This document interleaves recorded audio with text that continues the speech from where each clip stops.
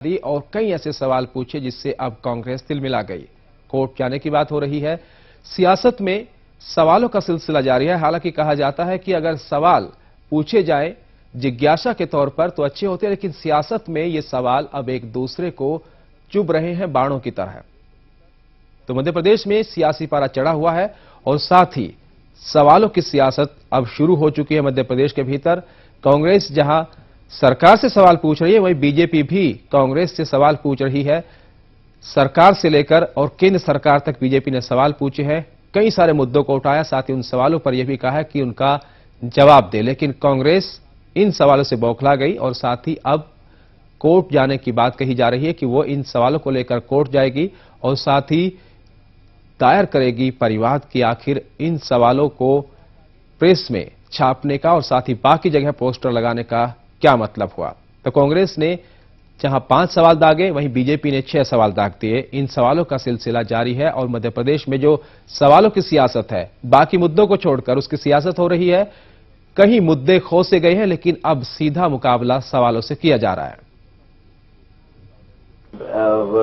5 सवाल जो पूछे हैं वो शहजादे से पूछे, बाकी इनके स्क्रिप्ट राइटर जो उनका भाषण लिखते हैं उन लोगों को देना चाहिए, क्योंकि जिस तरीके से वो इमोशनल ब्लैकमेल कर रहे हैं। श्रीमती इंदिरा गांधी ने भी यही किया, राहुल जी ने भी यही कहा।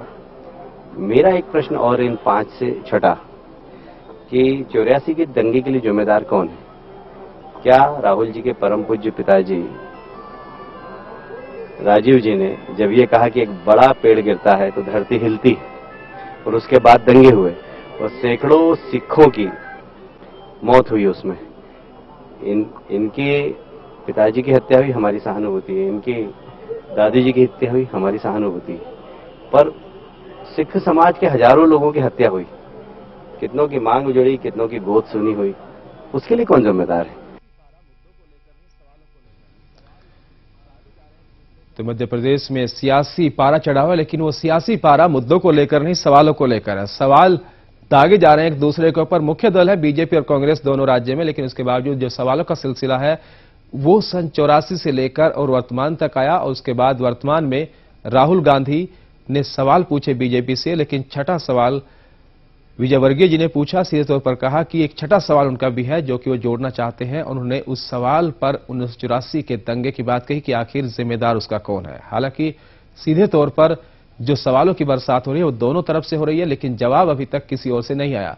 हमारे साथ इस वक्त मौजूद है हमारे संवाददाता प्रदीप परिहार, साथ ही कांग्रेस नेता इस वक्त हमारे साथ मौजूद है रवि सक्सेना, और इसके साथ हमारे साथ बीजेपी नेता हमारे साथ विजेंद्र सिंह जी भी मौजूद है। इन सभी से करेंगे बातचीत, लेकिन सीधे तौर पर सबसे पहले आपको एक बार उन सवालों की लिस्ट बताते हैं कि आखिर वो सवाल बीजेपी ने और कांग्रेस ने कौन कौन से पूछे हैं।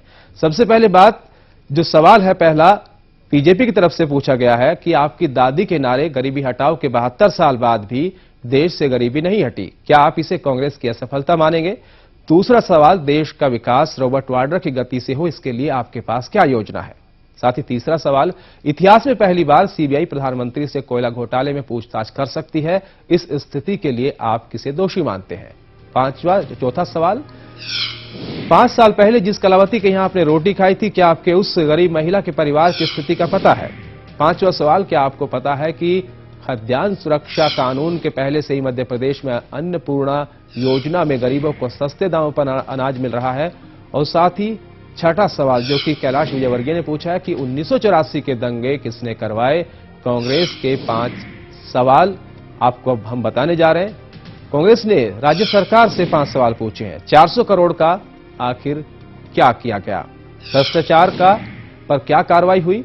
और बुंदेलखंड में जो पैकेज मिला था उसका क्या हुआ?